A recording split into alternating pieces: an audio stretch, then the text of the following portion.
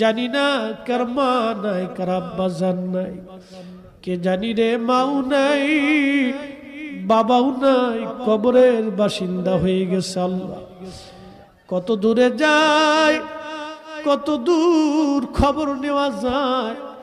বাঁশ বাগানের নিচে, আম বাগানে, গোরস্থানে 3.5 হাত জমিনে মা ঘুমাইলো। কত বছর পার হয়, মাকে বলতে পারি না মা খাইছনি। কতদিন পার হয়, আব্বাকে বলতে পারি নাই বাবা খাইছনি।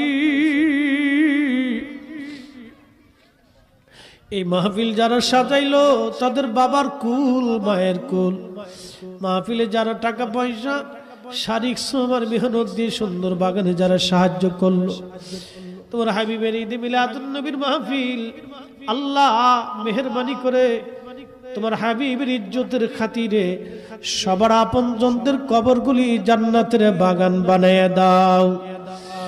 আল্লাহ আমাদের জীবনের গুনাহগুলি মাফ করিয়া দাও।